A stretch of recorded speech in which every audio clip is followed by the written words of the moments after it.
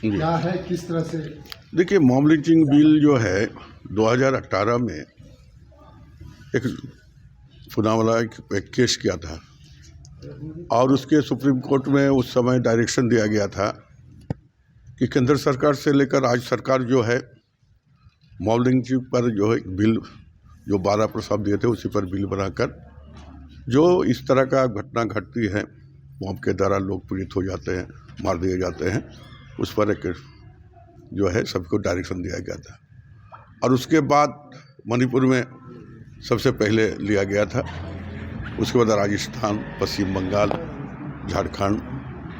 तो ये नई कोई बात नहीं है, सुप्रीम कोर्ट का गाइडलाइन के अनुसार ही लिया गया है और आज झारखंड विधानसभा में उसको पारित किया गया। उसमें विपक्ष विरोध कर रही है, क्या प्रावधान है, क्या अपराध, क्या प्रावधान है? प्रावधान है कि देखिए, जो सुप्रीम कोर्ट का डायरेक्शन था उसके प्रावधान के तहत वैसे लोगों को देखिए, अभी 2016 से लेकर अभी तक 56 लोग इसमें मॉब लिंचिंग में प्रभावित हुए, 31 लोग का मौत हुई है। सरकार वैसे परिवारों को जो मॉब लिंचिंग होता है, आंशिक होता है, मृत्यु हो जाते हैं, पीड़ित हो जाते हैं, विस्थापित हो जाते हैं, उसके लिए जो है नियम बनाया है, उसको पीड़ित को उसका पैसा मिलेगा। और इस तरह का जो घटना होता है उसका जो है जो सभी जगह हुआ है, उसको 302 एक्ट के तहत उसको फांसी का सज़ा नहीं, उसको आजीवन कारावास दिया जाएगा, यही तो एक्ट में है। ठीक है सर जी। देखिए, सुप्रीम कोर्ट का आदेश था जिसको हर राज्य को पालन करना था। अभी बंगाल ने किया, पहले राजस्थान किया, तीसरा स्टेट झारखंड है उसने किया। और ये किसी जाति विशेष के लिए तो नहीं है, जो इस तरह के गंदे काम करते हैं उसके खिलाफ। उसमें उनको क्यों पीड़ा लग रहा है, बीजेपी को क्यों पीड़ा लग रहा है? इसका मतलब कि कहीं ना कहीं उनका षड्यंत्र था, किस तरह मॉब लिंचिंग करके हम समाज को बांटें और अपना वोट बैंक ठीक करें। वो तो कह रहे कि आपने नहीं, वो तो अपना वोट बैंक ठीक करने के लिए मॉब लिंचिंग कराते थे। अब तो सोशल मीडिया पे लिखने में भी तकलीफ हो जाएगा क्या? वो तो गलत चीज़ लिखना सही है, उससे ज़्यादा बुराई फैलती है, उसमें रोक लगेगा। मंत्री जाति प्रमाण पत्र को भी लेकर सवाल खड़े हो रहे हैं कि बांग्लादेशियों को इसमें जगह दिया जा रहा है सरकार। कौन बांग्लादेशी है? कैसे आप जान लिए कि बांग्लादेशी है? सदन में ये मैंने बात उठाने वाला उठा दिया है, कैसे आप कैसे डिफाइन कर दिए कि कौन बांग्लादेशी है, कौन पाकिस्तानी है, कौन क्या है? ये तो सबका गलत ये है ना। जो यहाँ रह रहे हैं, झारखंड में चाहे बिहार में रह रहे हैं, कब आए हैं कब नहीं आए हैं, उनका कोई तो ये नहीं है। बहुत ऐसा भी आपको यहाँ मिलेगा झारखंड में भी जिनका कहीं ज़मीन का अता पता नहीं है, तो उनको क्या बोलिएगा? चलिए कहाँ का बोलिएगा? बीजेपी के तमाम विधायकों ने आज प्रोसीडिंग के पेपर फाड़े हैं। तमाम ने, एक विधायक नहीं, इसके जब कार्रवाई हुई उसके बाद तमाम विधायकों ने फाड़े उसके कहीं ना कहीं उसका विधेयक का जो है वो राज्य सरकार का नहीं है, तो न्यायालय सुप्रीम कोर्ट का आदेशानुसार ये विधेयक लाया गया है। और इसमें जहाँ तक संशोधन का सवाल है, जहाँ संशोधन स्वागत में है कि संशोधन जो माननीय मंत्री महोदय ने किया, विपक्ष का जो है कोई मुद्दा नहीं है, मुद्दा भी नहीं। ये कागज भागों के आरोप लगा रही है कि राष्ट्र का सृष्टिकरण कर रही है, कोई सृष्टिकरण नहीं है। उनको देखने में सतत बाहर है, देखने उनको लग रहा है।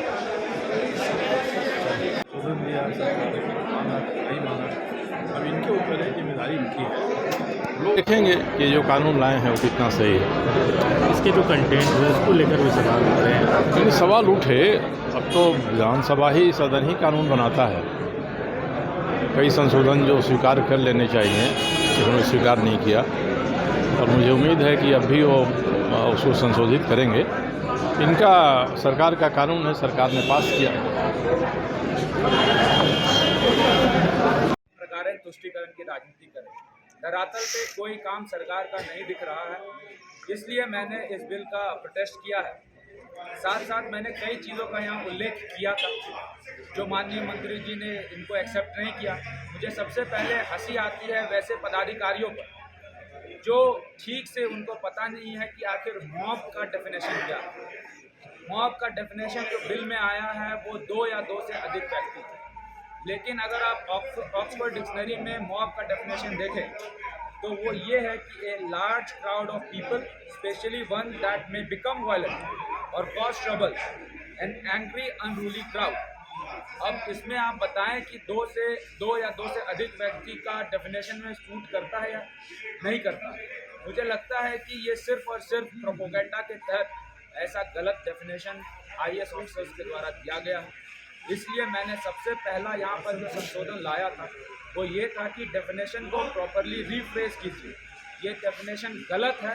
इस डेफिनेशन के तहत आप 2 या 2 से अधिक व्यक्ति, मान लीजिए कल की डेट में आप 2 की संख्या में कहीं जाते हैं और वहाँ पे आपको आपके मकान का किराया नहीं मिल रहा, वो इंसिडेंटली माइनॉरिटी ग्रुप से आता है, कल की डेट में आप मॉब लिंचिंग के सेक्शंस के अंदर आपको डाल दिया जाएगा धाराओं के तहत।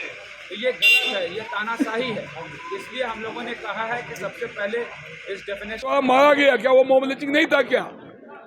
क्या राजीव गांधी की हत्या के बाद भीड़ में जो है तमिल भाइयों को मारने का काम किया, क्या वो मॉब लिंचिंग नहीं था? क्या कांग्रेस के राज में बड़े बड़े दंगे हुए, वो मॉब लिंचिंग नहीं था? क्या मेरा ये कहना है कि हम लोग Bharatiya Janata party mob lynching का विरोध नहीं है, बट हम लोग का ये कहना था कि भाई 2 से ज़्यादा अगर संख्या होती है, कम से कम 10 या 20, 50, 100 भीड़ की में कोई की हत्या होती है तो ये मॉब लिंचिंग माना जाएगा। लेकिन आप तो 2 लोगों को जोड़ दिए इसमें। घरेलू विवाद में किसी की झगड़ा होगी तो उसको मॉब लिंचिंग में आप जोड़ दोगे। सबसे ज़्यादा इसका शिकार हमारे आदिवासी भाई हो जाएंगे, ग्रामीण भाइयों में। तो ये जाति विशेष को, जाति धर्म के विशेष को लोगों को वोट बैंक की राजनीति के लिए खुश करने के लिए सरकार ने इस तरह का विधेयक हड़बड़ी में लाया। हम लोग इसका विरोध नहीं करते। हम लोग का कहना था कि इसको प्रवर समिति में भेजा जाए और प्रवर समिति में व्यापक चर्चा के बाद जिन पॉइंट पर ऑब्जेक्शन था हम लोग का, उस पॉइंट पर संशोधन करके बाकी आपको कानून का हम लोग विरोधी नहीं थे, लेकिन कानून में जो घबराहट में जिस तरह से इस कानून को सरकार ने पेश किया है एक जाति विशेष को खुश करने के लिए, धर्म विशेष को खुश करने के लिए, इसका हम लोगों ने विरोध किया। Giridih is a small place and we have like very less facilities in terms of education and this kind of infrastructure.